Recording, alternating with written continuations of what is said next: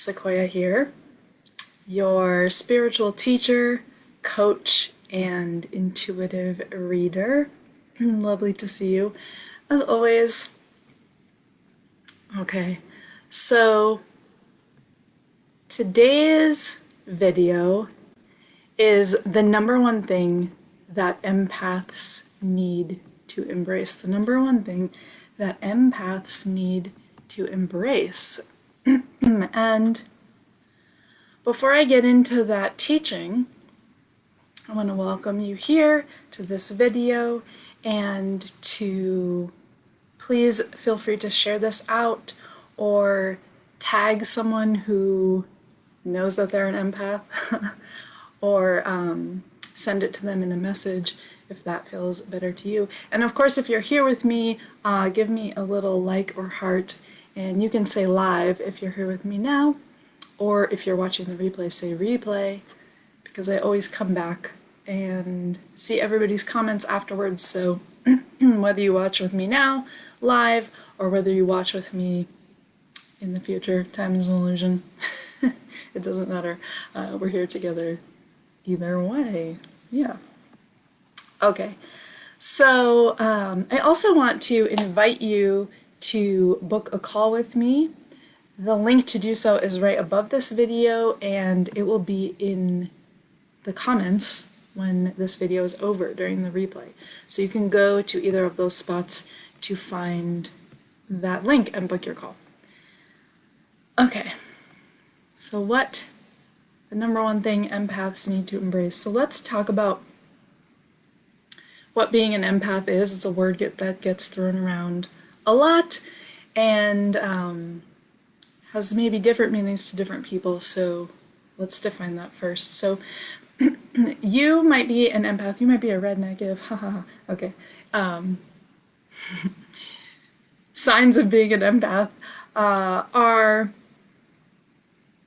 if you find that you get sort of like overwhelmed by other people's energy, and if you find yourself maybe like in a crowd especially, but even in a small group it can happen when you feel like you are sort of getting overloaded by the people around you.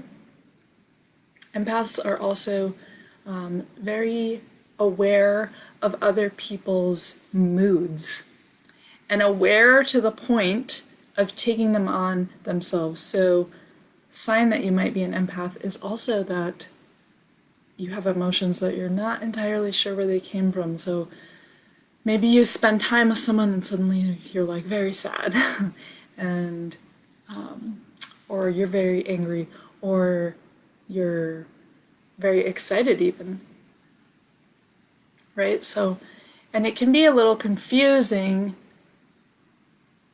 where those emotions came from, whether they're actually yours, because you might be happy for someone and that joy might be real, or you might be truly sad within yourself versus taking it on from someone else. So sometimes empaths have a little trouble determining where an emotion's source is. Did it come from within, or did it come from someone else?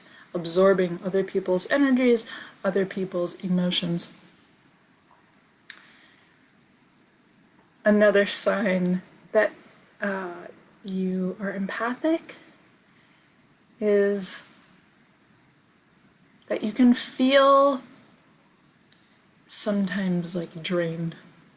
And we all get tired sometimes, right? Like that's part of life and being human, that like a day just is tiring sometimes. So it's a little different than that.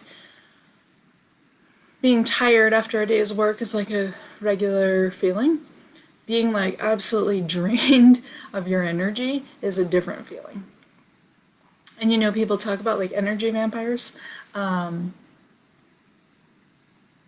which reminds me of one of my favorite shows, but What We Do in the Shadows, but that's not really for this video. Okay, so energy vampires and empaths actually tend to come together when they're both unaware of what's happening, because they like sort of sync up like puzzle pieces in a not healthy way. So if you find yourself feeling like just absolutely drained and exhausted, more than you feel like you should be, like if you look at the day's events and you think like, okay, I shouldn't be this tired, I shouldn't be this exhausted, I shouldn't be this drained, that can also be a sign of being an empath. So there's a lot. As I'm like thinking, I'm listening, there's like so many. But if I went into them all, it would take way too long. Let me know if you feel like you are an empath. You can put that in the comments. Put empath. Many empaths have like other sort of psychic abilities, and they're often tied together, but it's not necessarily the same thing. Oh, really important one. Many times empaths feel like they have this sort of weight of the world on their shoulders, like they're responsible for everybody's last concern and life circumstance, that like you as an empath have to fix that for someone else and you don't. Okay, so let me know if you felt any of those things, if you felt overly drained and overly exhausted from like a regular day, if you feel like you take on other people's emotions and feelings, whether positive or negative, if you feel like you're just getting tons of information all the time from everywhere, every last being, constantly, if you feel like you have to take responsibility for everyone and their problems, these are all signs of being an empath. And these are not bad things, but we want to use them in proper ways, in proper alignment with ourselves and with our highest good. Ooh, the goosebumps. I say this every video, but I'll say it again in case you're new. The goosebumps for me are one of the big signs that Spirit is here and affirming the message and wanting me to share this with you, that it's important for you watching. Okay. So, I want to share this tip with you about what the biggest thing that empaths need to embrace is. So, before I do that, and while you're letting me know in the comments if you've felt these things before, if you're like, yeah, I know I'm an empath, and now what? As you're writing that in the comments, I want to remind you again that, or if you're just joining, that you can book an intro call with me. That link is right above, and it will be below the video after the live is over. What happens in these calls is we get into the things that are weighing on you, weighing heavy on your heart perhaps, weighing heavy on your mind. We start to get into those things and undo, unblock, uncover. Start to get into the practices of how to be an empath in a good and healthy way. Okay, I'll talk a little bit more about that, but yeah, that's the first thing. So I make time in my schedule to take these calls to get you on the path to your own joyful spirit. Sometimes when you're an empath, it's hard to get in touch with your own joyful spirit. When you get on that call with me, that's the first step into getting all these wonderful practices for yourself. Okay, so let me give you this tip. The number one thing empaths need to embrace, I speak from personal experience and also from teaching all of my clients these same techniques. The number one thing, and I really do absolutely mean the number one thing, that empaths need to embrace is no. And I mean this in the literal sense of the word, to literally say no. When you're an empath, people sense it, and they know that they can get a lot of emotional work from you. So when you're the empath, it's really important for you. It's really important for you to say no. To say no to the billion requests that aren't yours to take care of, and that truthfully should not be taken care of by you. Should be taken care of by someone else, because that's what's in their highest interest to do. It's not in your highest interest to take on everyone's last problem. So, every person watching this has something in their life that is draining them that they need to start saying no to. I know that is a fact. I know that's a fact. And in addition to literally saying the word no to requests that don't serve you and don't serve other people, we always want to be in service of our highest good, and when we are in service of our highest good, we are then in service of the highest good of everybody else and all of humanity. Which gets me into, I'm going to go into this tangent a little bit, so the people that I have worked with, and the people that I know I'm meant to work with, whether they identify as empath or not, they all have this quality. And they all have something really important to offer to the world. You feel it? I feel it. And so many times, this hesitancy / inability to say no prevents you, those I'm meant to work with, from really sharing themselves in a good way with the world. From sharing what it is, and sometimes even knowing what it is that they're meant to do and meant to give to this world and for humanity. So this is what I'm saying: when we get in alignment with our own higher self, then we get in alignment with the higher self of humanity, and we're able to serve humanity in a better way. Does this make sense? Are you with me? Let me know if you're understanding what I'm saying, and if it's like you're vibing with it. You get me. You understand what I'm saying. So, okay, I got a little off track, but now let me get back on. So when we say no, this is not only about the literal word no. Maybe someone loves to call you for their every last crisis, and they're not that interested in solving it on their own. That's someone that you can practice saying no to. Maybe someone at work likes to task you with their every last responsibility, and they're like, I don't know, off having a coffee or whatever they're doing. That's a place to begin saying no. Okay, but we're also talking about energetic no. And this is something that we can really get into on the call. Again, that link is above and below. When we start putting energetic boundaries around ourselves and start doing energetic practices and energetically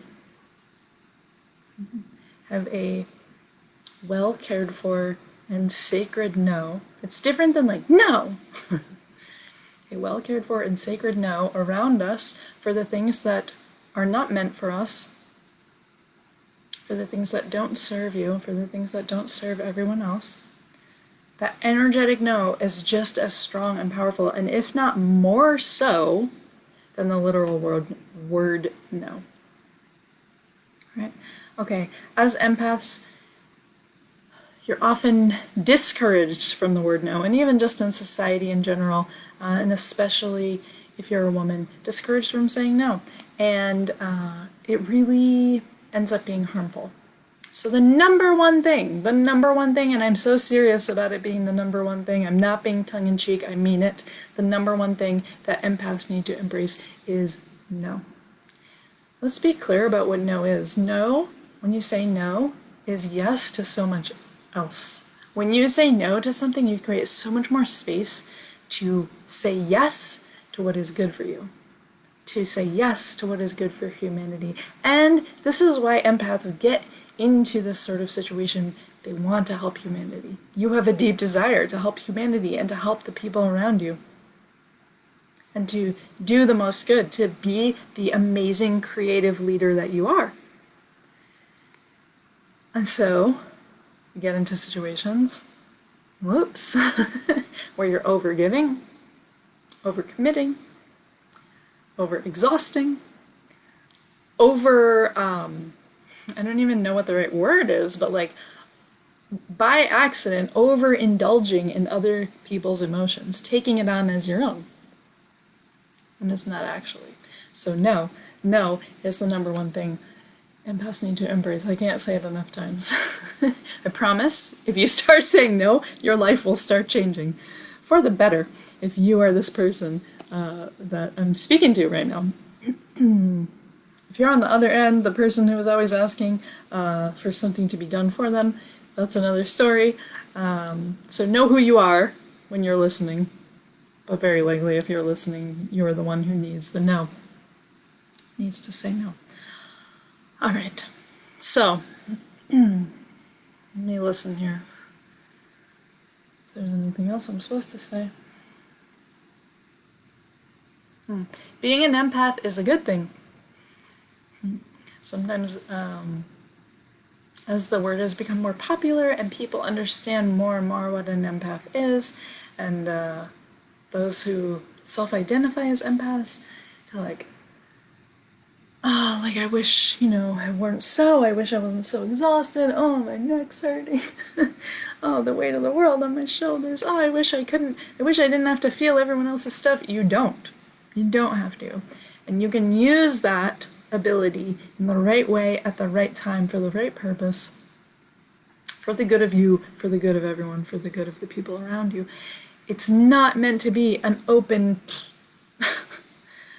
it's not like open season on you and your emotions and your genuine, incredible ability to be there for people. Yeah, you get what I'm saying? You get what they're saying? Spirit and the ladies. Go watch my other videos if you're like, the ladies, what? Yeah, so if you're an empath, embrace it. It is for your good, and it is a gift for humanity that has been given to you, for you, to be used in the right way. There's a tiny, tiny, tiny bit of channeling from the ladies there. I don't know if you can detect that small change in my voice, but there it was. All right, so I'm going to wrap this up here. If you know that you need these empathic boundaries, that you need a whole plethora of empathic practices to protect yourself, to protect your space, to practice saying no so that you can be more fully here who you are. If you know you're meant to serve the world, right? Some of the people that I am meant to work with, that I have worked with, are like energetic healers in some kind of way. Artists who have something beautiful and meaningful to give to humanity. Healers in some sort of fashion. And when I say healer, it doesn't necessarily, you might not be woo, quote unquote. You might be like working in like psychological health field or bodily health field, like nursing or something like that. These are the people who have come into my field for my help before. You might be a teacher. Plenty of teachers have come. You can be an empath and a light worker without like that being your job title. You know what I'm saying? So many of the people who have come to work with me, the people who are meant to work with me, are those types of people. Professions in which it's easy to take on everybody's last thing. But you will be more effective. You will be better at giving your gifts to humanity if you can narrow down that flow to what's appropriate. So if that is you, go book this call with me, this intro call to my Joyful Spirit Roadmap. The link is above. The link will be below after this replay. Let me help you get underneath why it is this exists for you. Let's get underneath why you have come to this place in your life where your natural empathy has ended up being a hindrance rather than a help, rather than a gift, because it is a beautiful gift. When you get on this call with me, I am so, I promise you, expert at hearing what you're saying underneath what you're saying. Of course, I do want you to be 100% honest with me because it makes everybody's life way easier. But I hear what you're saying underneath what you're saying. This is my gift, right? I use my intuitive ability all the time on these calls and in the coaching work I do. I combine the mental health practices with the spiritual, which is exactly what empaths need. Speaking from my own experience and speaking from the experience of my clients who I have helped through these sorts of things. So, if you know it's you, if you know you need this help, and I know there are those of you who do, so, and what are you waiting for? Go book the call. It's there for you. This call is for you if you are the things I just said. Also, it's for you if you're committed to your own self-growth, to your own self-development, if you know the way things have been going isn't quite right. From the outside, maybe it looks fine, but inside, you're exhausted. Inside, you're like constantly feeling churned up.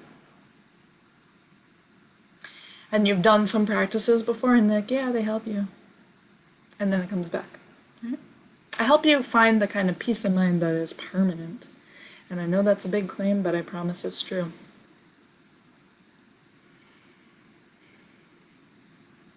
Yes, okay.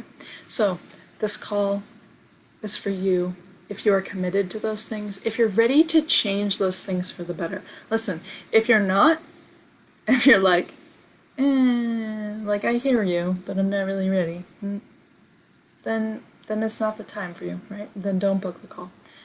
It's not for you if you're not committed to your self-growth. It's not for you if you want to be healed by me, but you don't want to put in the practices to heal yourself, right? I think that's a really important distinction. Sometimes we go to people who are healers to just be healed. And like, yes, it helps, but then what do you do afterwards? If you're not willing to do that afterwards work, then this call isn't for you either. Okay? So if you know it is for you, if you're like, yes, Sequoia, you're talking to me, I want these empathic boundaries, I want to be able to serve humanity in a bigger and better way, I want to clear out all the junk that is preventing me from doing it, then go book this call. It is for you, and it will be my honor and my pleasure to speak with you, and I'll see you again soon.